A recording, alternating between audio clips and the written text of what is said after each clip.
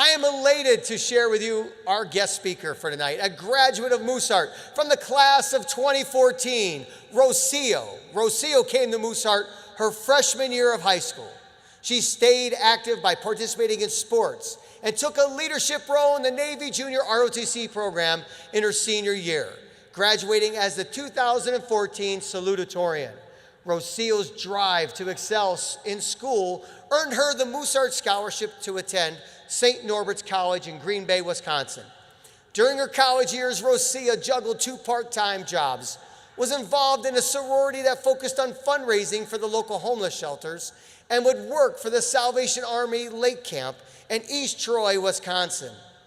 Rocio graduated a semester early, receiving her bachelor's degree in business administration with a concentration in global business.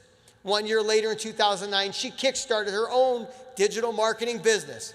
However, in 2020, when no one was sure what was going to come next, Rocio persevered and utilized her growing business to help medical professionals throughout the country navigate the situation.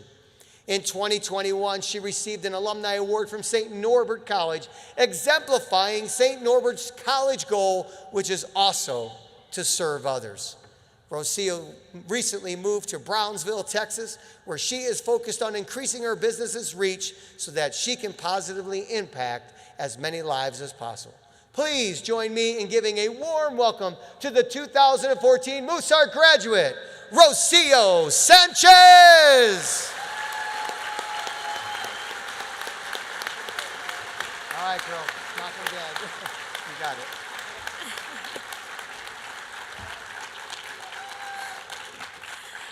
Good evening, everyone. Thank you, Mr. Erweiler, for that wonderful introduction. My name is Rocio Sanchez, and I am so glad that Mr. Erweiler reached out to me earlier this year and asked that I come speak to you all at this convention.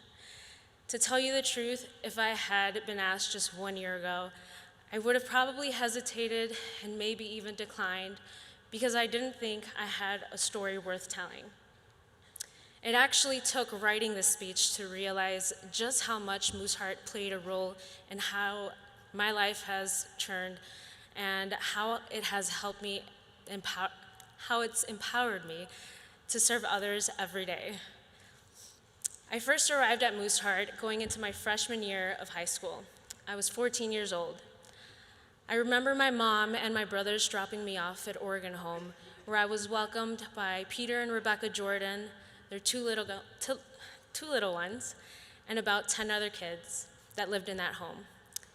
Even though I was nervous, similar to how I am now, I was trying to be strong for my mom so that she wouldn't be worried about leaving me. After my couple of laundry bags worth of belongings were placed in my room, I briefly hugged my mom and my brothers before watching them from the bedroom window as they drove off. Only then did the tears start rolling down. They were tears of joy because I had a home for the next 4 years, but they were also tears of guilt. Not because I was choosing to be away from my family, but rather because I knew what was waiting for them back in Chicago. They would be going back to Chicago to pack up their things and move to a different homeless shelter, while I was here at Mooseheart in a new home with new people and new experiences and opportunities. Now, before this moment, and for as long as I can remember, home was a shelter in Chicago, a different one every 2 to 3 months. You see, my mom is a single mother of 3, and at that moment in time, she was also undocumented. And what that meant was that she had to work jobs that paid less than minimum wage, roughly $5 an hour, and who was she to ask for more? But no matter how hard she tried and she worked, she couldn't make ends meet. We were grateful for the help of food stamps, which made it possible for us to stay afloat and for us to have energy to spend time together as a family. This little stool, it moves, okay.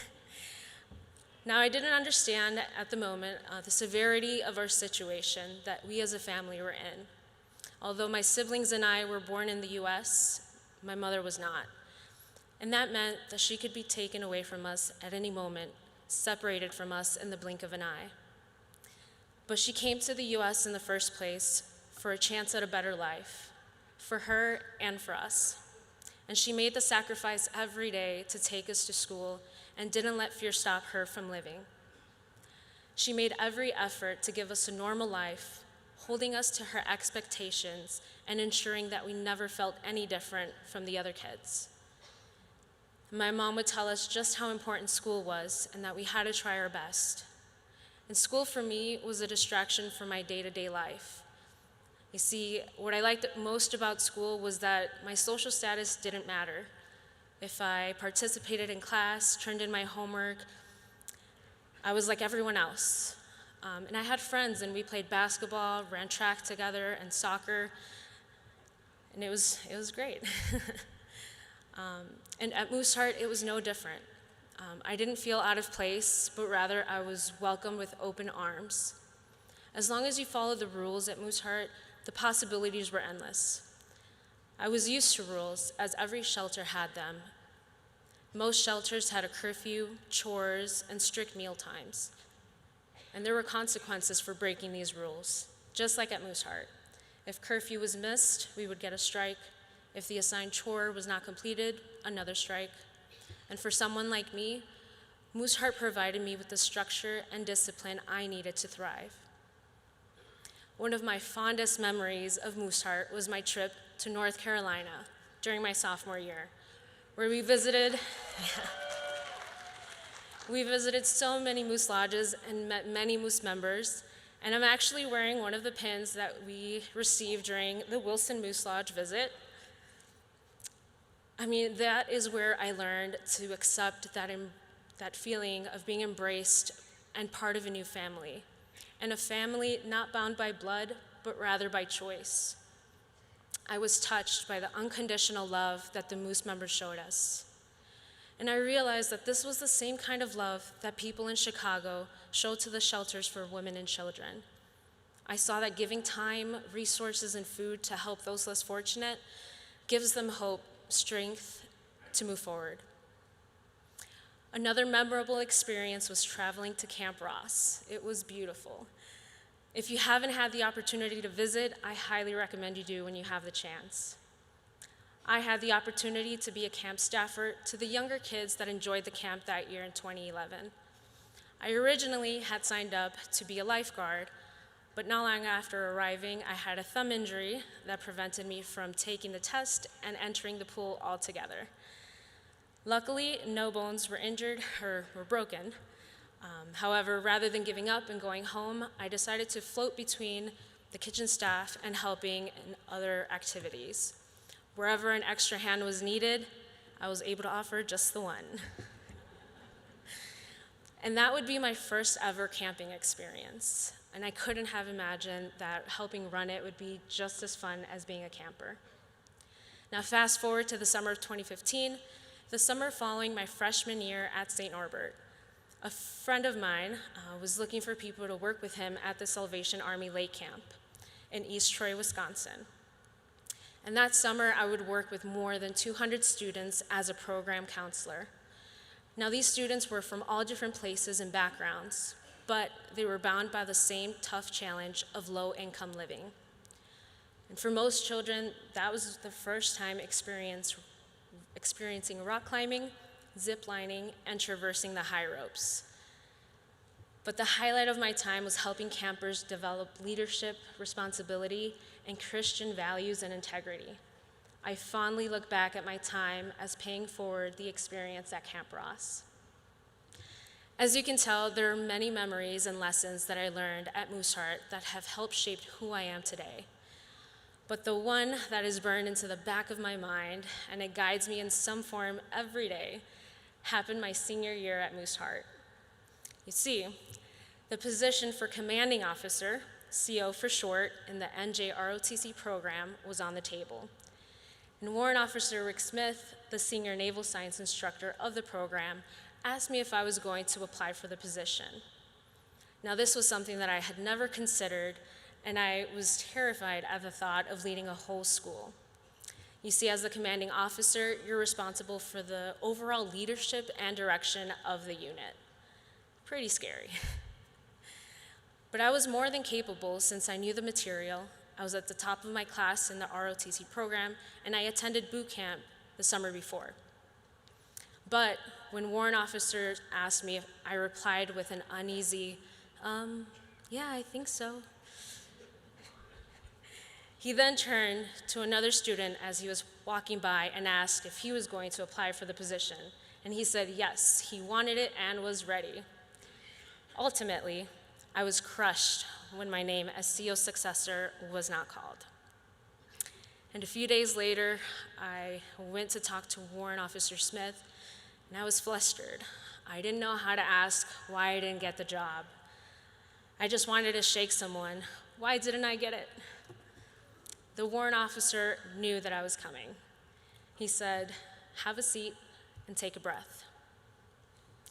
He then asked, "You're probably wondering why your name wasn't called when you were the obvious choice." I was speechless. Warrant Officer Smith continued, "Why do you think your name wasn't called?"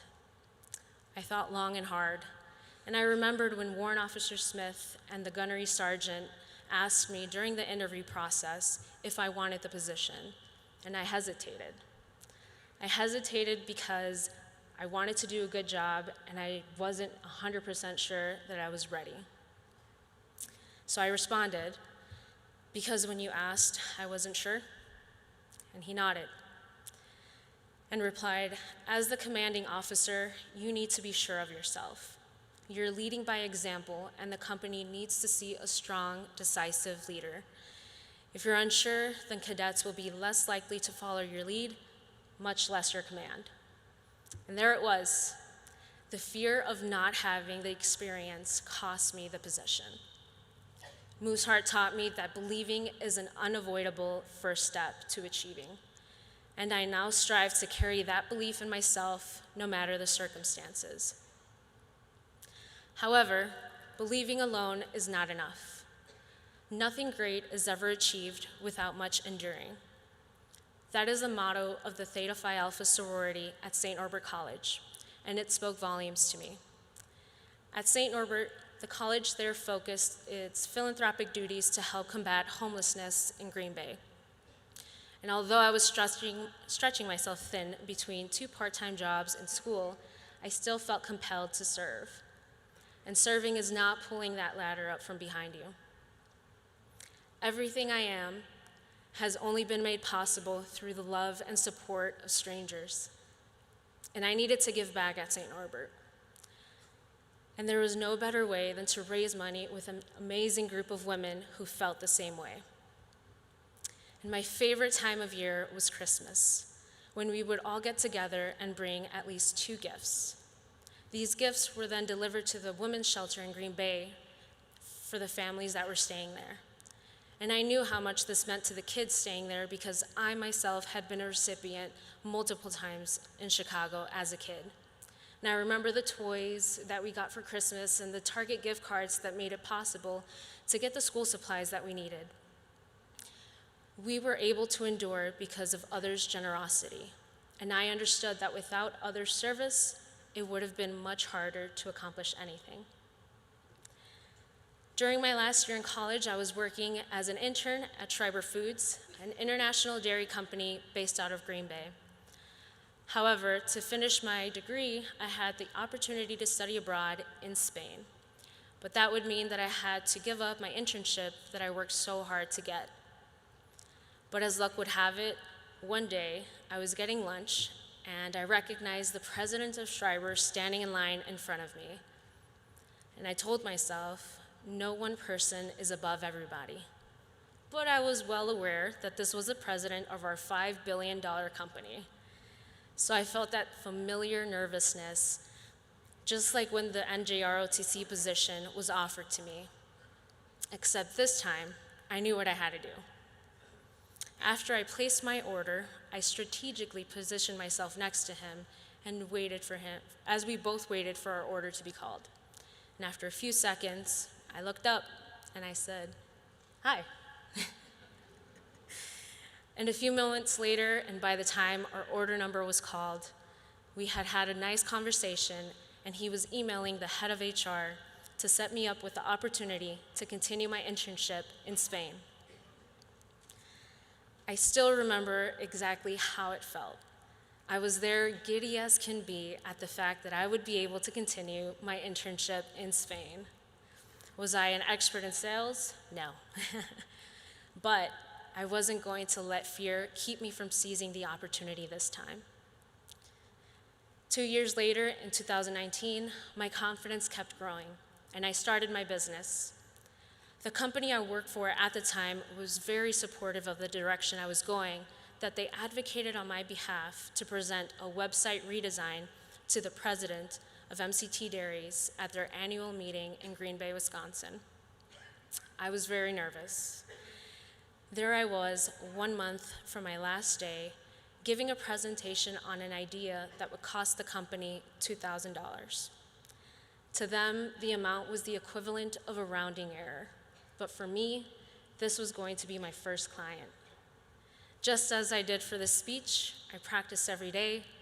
I drafted, edited, deleted, wrote again, and ultimately practiced for hours. I may not look it. I hope I don't look it, but I'm a nervous wreck. But as Theta Phi Alpha motto says, nothing great is ever achieved without much enduring.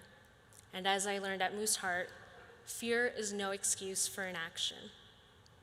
Today, my business, Ulala Digital, works with businesses all across the country, but we started off with helping mental health practices. The pandemic made it difficult for people to reach providers, and that is when telehealth took off. And I made it my mission to help as many practices across the country improve their visibility and their reach so that those that needed help could easily find them. Receiving the St. Norbert Alumni Award in 2021 is an honor that I will always cherish and serve as a reminder of what I'm here to do. Today, I can proudly say that I'm a 9-year Mooseheart alum, a 5-year St. Norbert alum, a 4-year business owner, and a new homeowner.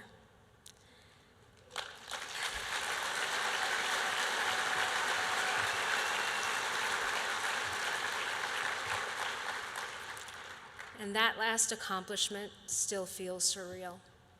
It's only been 1 month. And I had dreams of owning my own home one day, but I couldn't have imagined that this is what it would feel like. I take every opportunity to learn something new and strive to see how I can best be of service. My goal for the future is to continue growing my business to the point where I can start focusing on a new project that is near and dear to my heart. My long-term vision is to start a nonprofit summer program in the city of Brownsville that will offer educational programs to give underserved individuals the tools they need to contribute to the community and to enrich their own lives in the process. I want to give the community the same opportunity that helped me shape who I am. I thank God every day for giving my mom the strength to keep us together, for letting me, her only daughter, attend Mooseheart, and for all the Moose members across the country for providing a warm, safe environment filled with hope and love. Mooseheart continues to inspire me to seize every opportunity to become a force for the greater good. Mooseheart motto is more than just words.